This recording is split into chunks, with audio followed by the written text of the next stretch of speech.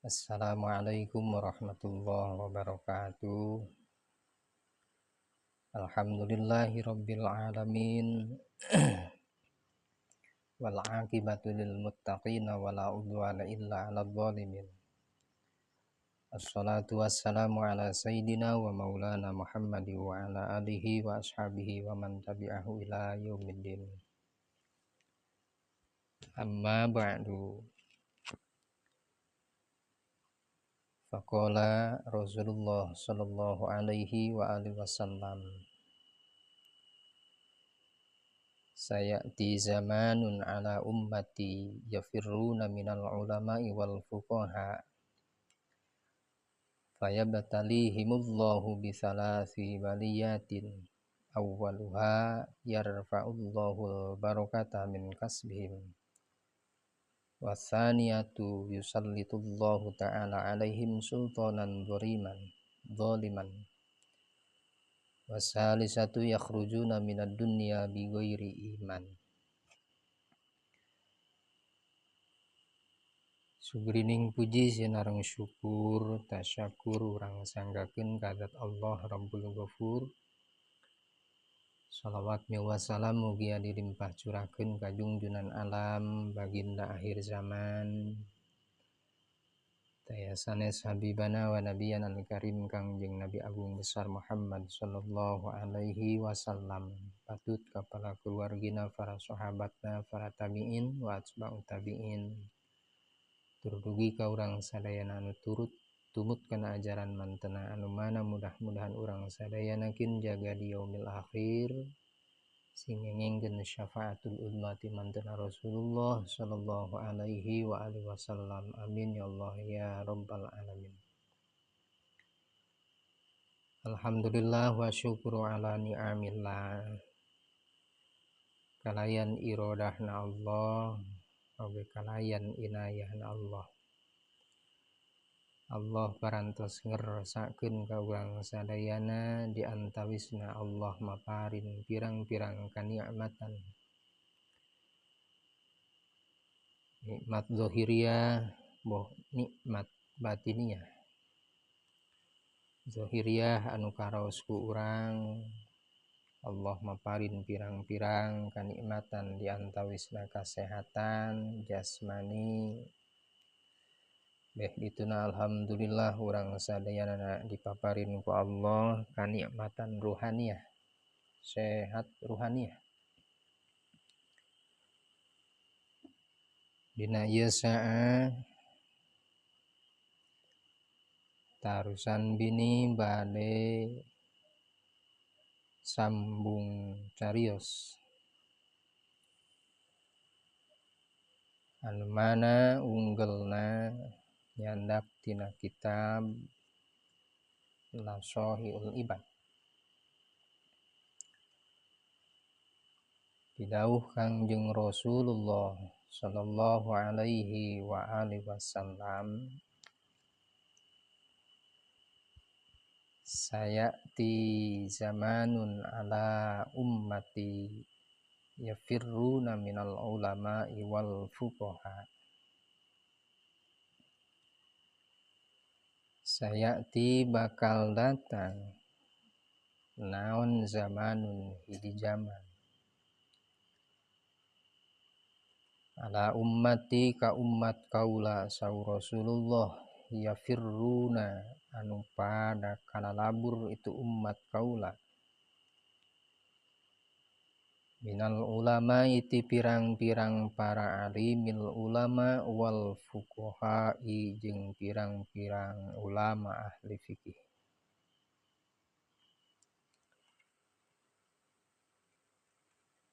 Sayati bakal datang sin tanfis lebet kana fi'il mudhari mabni maklum. Nalika sin tanfis lebet kana fi'il mudhari mabni maklum maka maedahkeun atanapi faidahna kana makna hiji zaman anu bakal tereh datangna hartosna teh deukeut. Kanjeng Rasul Muhammad sallallahu alaihi wasallam nyariosna sanes ayeuna beh ditu masih keneh jumeneng Rasulullah. Pok bahasana saya ti bakal datang zamanun naon hiji zaman. Ala ummati ka ummat kaula yafirruna minal ulama'i wal fuqaha. Anu mana eta ummat kaula saur Rasulullah yafirruna minal ulama taradaek atanapi embungeun pamicik bahasa Indonesia na teh mah enggan. Alim ngariung mungpulung sareng para alimil ulamal akhirah. Hoream embung bahkan beh dieuna mah mika ijid ka pirang-pirang para alimil ulama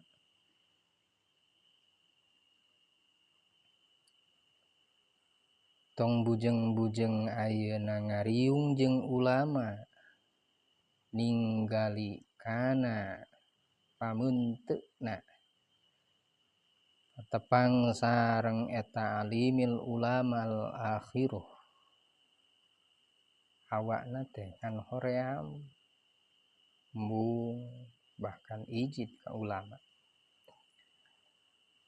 Na'udzubillahi min dzalik. Saur Rasulullah tah ke bakal datang ka umat kaula anu mana eta umat kaula teh enggan embung ngariung jeung pirang-pirang para alimil ulama. Wal fuqaha nya kitu keneh eta umat kaula pada arenggan embungeun ngariung mungpulung jeung pirang-pirang para alimil ulama anu pangkatna fuqaha ahli fikih ngandung hartos lempengna di akhir zaman bahkan ayeuna tos terjadi. Ayeuna mah sanes akhir zaman deui tapi zamanna tos akhir. Eta ummat Rasulullah alim ngariung jeung pirang-pirang para alimil ulama fuqaha, ulama ayeuna naon wae dina bidang ahlina eta seorang ulama. Boh ulama ahli tafsir, boh ulama ahli hadis, boh ulama ahli fikih. Embungeun tah alim we ngariung jeung mungpulung jeung ulama teh lamun ceuk urang mah mung ngararaji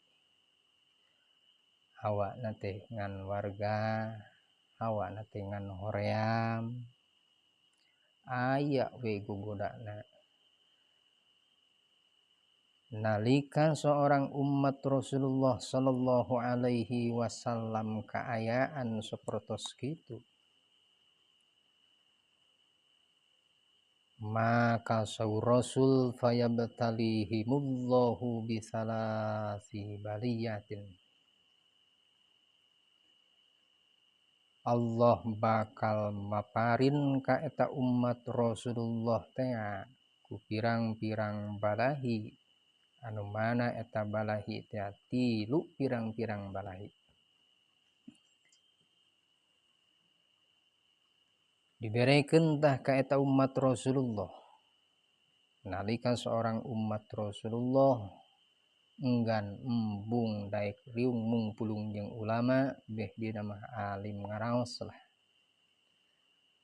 Alim ngupingkeun tina pirang-pirang fatwa ulamaul akhirah.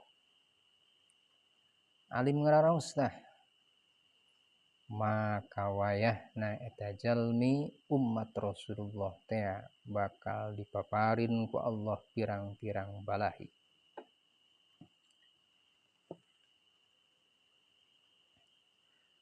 Cek paribahasa sompralna teh mah mangga ting wae ayeuna rek usaha kasab naon wae ge. Rek kasab ayeuna dagang, bade kasab atanapi kuli, beh dieuna kasab atanapi dambel, tani, bade di darat atanapi di laut atanapi di mana wae mangga teu sia-sios. Ngantong hilap salian ti ayeuna urang ngalaksanakeun kana kawajiban pikeun nganafkahan keluargi anak jeung pamajikan urang, tong hilap pangkedul-kedulna jalmi kumaha wayahna kedah nyempetkeun kana pangaosan. Minimal sasasih sakali, minimal. Nya maksimalna mah unggal dinten maksimalna mah ngan pamimisalkeun teu tiasa dalantaran urang teh seueur kebutuhan anu sareng anuna, maka wayahna tangtos atuh nalika aya waktos anu lonang pasti ari waktos mah aya wae. Sempetkeunlah tidinya urang nu disebatna adalah tholabul ilmi. Langkung weh ti 30 dinten 40 poe beh dieuna maka eta jalmi hatena bakal dipaparin ku Allah teas. Sanes teas ayeuna secara zahirna dicabak jadi batu teas sanes, tapi maknana maksad teasna eta hate jalmi nalika enggan ngariung mungpulung jeung para alimil ulama ngiring pangaosan rutinan syahriahan beh dieuna unggal dinten nalika aya fatwa hukum ti pirang-pirang para alimil ulama.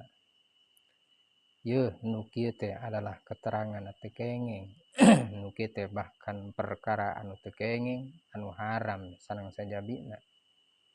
Lantaran eta hatena teuas eta jalmi kumaha dilabrak we. Dilabraklah teh ku eta jalmi ahkeun bae nu penting urang hasil, nu penting urang wareg, nu penting keluarga urang kabagean. Nu ujung-ujungna beh dituna janten cilaka. Nalika seorang umat Rasulullah sallallahu alaihi wasallam mung ngararaos tah maka wayahna saur Rasulullah pikeun eta jalmi teh bakal dipaparin ku Gusti Allah Subhanahu wa taala tilu pirang-pirang balahi. Mana anu katilu? Mana anu tilu teh? Awwaluha yarfa'ullahul barakata min kasbihim. Nu kahiji Allah bakal ngangkatkeun kana naon atanapi ngilangkeun kana naon. Allah bakal ngilangkeun kana kabarokahan pikeun kasabna eta jalmi. Sok sanajan eta jalmi teh kasabna teh unggal poe teh bati ngan ageng bae ceuk paribahasa sompralna teh mah hasilna karaosan ku urang, hasilna karaosan ku batur, ku tatangga, ku keluarga nu sanesna. Tapi sing emut eta kabarokahan tina kasabna eta jalmi bakal eueuh teu aya. Bakal hilang tah tina kabarokahan eta jalmi.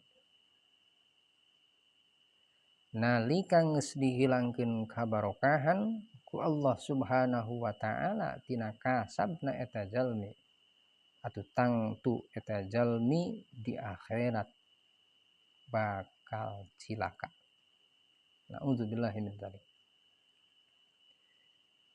Nu kahiji nu kaduana tah Wasaniyatu yusallitullahu ta'ala alaihim sultanan zaliman.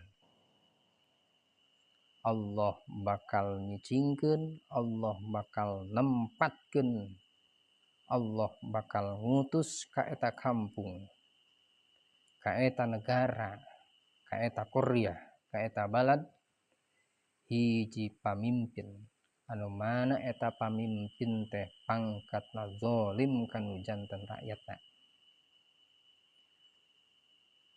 Kusabab naon tah? Kusabab eta umat Rasulullah teh enggan ngariung mungkulung jeung para alimin ulama. Nu katiluna wasaniyatu yusallitullahu ta'ala alaihim punten wasalisatu yakhrujuna minad dunya bighairi iman.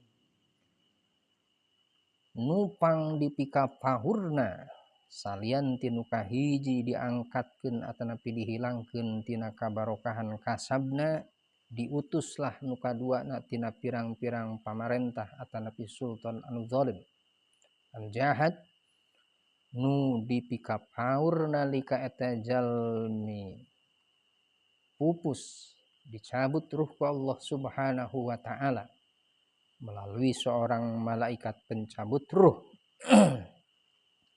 Mangpaurkeun saur Rasulullah yakhrujuna minad dunya bighairi iman, ngandung hartos eta jalmi pupusna kaayaan suul khotimah, ngandung hartos teu kacandak tah iman sinarang Islamna. Nalika teu kacanak iman jeung Islamna eta jalmi, atuh tangtos naudzubillahi min dzalik, maka eta jalmi teh bakal langgeng di neraka. Naudzubillahi min dzalik. Nalika seorang hamba bedina umat Rasulullah dicabut ruh ku Allah, lumatak kunaon nalika jalmi dicabut ruh jeung hayawan naon wae eta hayawan dicabut ruh aya perbentenan. Ma perbentenana jalmi mah nalika keur sakaratul maut dicabut ruh ka Allah teh cicing, tapi kunaon pirang-pirang hayawan ayeuna dicabut ruh ku Allah keur sakaratul maut gegerpekan. Naon sababna maka kitu? Sim horeng ternyata umat Rasulullah makhluk Allah, jalmi pangkatna nalika dicabut ruh ku Allah ternyata sim horeng lain cicing eta teh. Teu kiat maksudna mah, sakiat sami. Tapi secara ayeuna syariat pirang-pirang malaikat turun ka eta jalmi teh rek naon? Rek ngarajeng eta jasadna eta jalmi nu keur dicabut ruh Allah. Nu ngarejeng kana pananganna, nu ngarejeng kana sampeana, nu ngarejeng kana badana, direjeng taku malaikat. Nu matak jalmi mah nalika dicabut ruh sok cicing. Benten jeung hayam, ari hayam atawa domba atawa sapi nalika ayeuna dicabut dipencit sret gegerpekan. Coba lamun jalmi henteu ditahan ku malaikat, wah digana beak kaca. Ya Allah Rabbana Karim. Ninggal dah eta soca teh tret ka katuhu, tret ka kenca. Naon eta nalika keur sapertos kitu ternyata ditingalikeun tah eta ret katuhu surga, ret kana neraka, ret ka kenca neraka. Ke eureuna di mana? Lamun segeret eureuna cicingna eta soca dina katuhu berarti eta jalmi bakal salamet. Ternyata sim horeng naudzubillah retna dikenca cicing meh dikenca ditingalikeun neraka jahanam, berarti naudzubillah min dzalik eta jalmi teh bakal cilaka di akhirat. Nah kusabab gitu nalika seorang umat Rasulullah alim atanapi enggan ngariung mungpulung jeung pirang-pirang para alimil ulama tarada raek ngaraos beh dieuna mah maka mangpaurkeun eta jalmi kin nalika dicabut ruh ku Allah saur Rasul tah Rasul mustahil ayeuna bohongna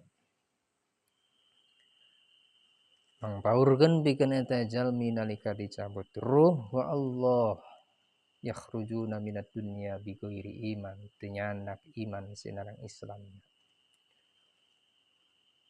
mugia aya manfaat tur barokahna pikeun urang sadayana tina ieu ngalangkungan ngaosan sok sanaos salit mudah-mudahan aya barokah tur manfaatna pikeun urang sadayana oge mudah-mudahan urang sadayana ku Allah Subhanahu wa taala dipaparin kakiatan iman urang dipaparin kakiatan Islam urang dugi ka kacandak pupusna ngandung hartos pupus urang sadayana kaayaan husnul khotimah tur mudah-mudahan urang sadayana dipaparin ku Allah Subhanahu wa taala milik rizki anu jembar barokah paos wiswa anu barokah diangge jalan ibadah ka Allah Subhanahu wa taala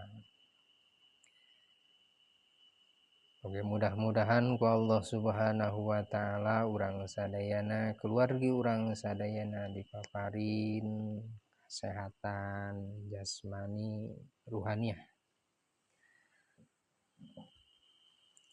tati jisim kuring pengenten ulah petot-petot hapunten ka para wargi sadayana ngaturkeun rebu nuhun anu mana parantos tiasa nyempetkeun kana waktosna mintonan ngupingkeun sasarengan sareng pribados oge luhur saur bahe carekna ti pribados mugia para hadirin sadayana lebar jembar manah ngahapunten ka pribados leresna hak pitulung tinu Maha Kawasa atuhnya sawangsulna lepatna ti jisim kuring itu adalah tandaning kabodohan jisim kuring hapunten kalayan ditutup akhirul kalam wassalamualaikum warahmatullahi wabarakatuh